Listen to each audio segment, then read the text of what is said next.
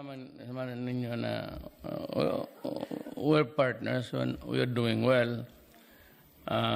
Maybe marriage at this time, nandiyan pa yung mga anak ko at magkaibigan sila. But if I do a misstep there, baka tuloy mag-away na.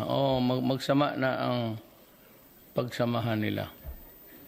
So, ganyan na lang, I went to her to live with her until now. So, naging mayor ako 1988.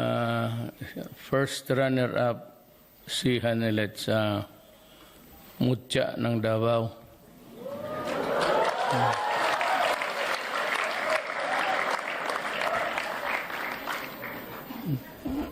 Payat pa siya, gaya niya. Noon.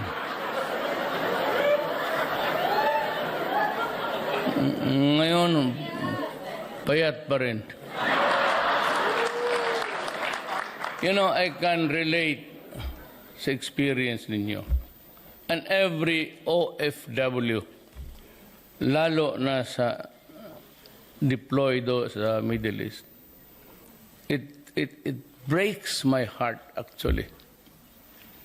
Kaya nga siguro ako lang ang unang presidente talagang pinutang ina ko sila. Talagang may pangyari. I do not want to rekindle so much emotion that was pouring in. There was the second one, sabi ko, you better try to figure out because I have something in mind. But anyway, I will tell you later.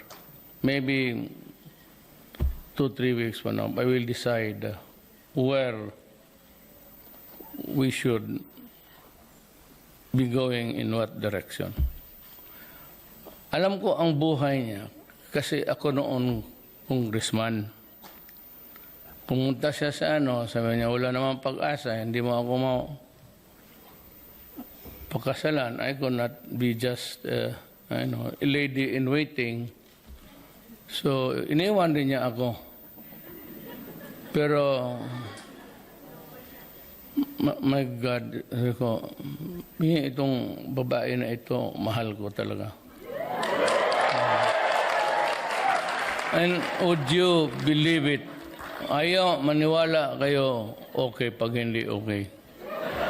Ang tinirahan niya sa Amerika was a garage that was converted. Marami yan Yung mga garage converted into a room tapos pinaparenta nila.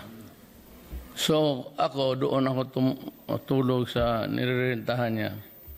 Sa totoo lang, sabi ko maniwala kay Jinde. Hindi kami makahiga ng flat ganon. Either mag-side view ako, mag-ganon siya, or ako na naman ang lie flat. Tapos, sabihin ko sa kanya, ikaw naman takilid. Totoo yan. Totoo yan. And for so many times that, I just remember that nung paalis na tuloy siya, but not very sure of going home permanently. Sa isang bisita ko, siyempre, sabi ko, mawag siya, sabi niya, buntis ako. Sabi ko, bakit ka mabuntis na? Akala ko ba magagamit ka ng pills? Nagalit siya sa na. Gago ka pala. Bakit ako magpipil? Sino gagamit sa akin dito? Ikaw lang man yung pumupunta dito. You're the only one.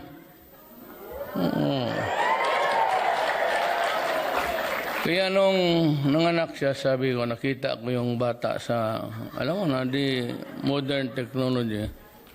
Pagtingin ko mukha ng nanay ko, sabi ko, umuwi ka na dito. No guarantees anong titulo mo.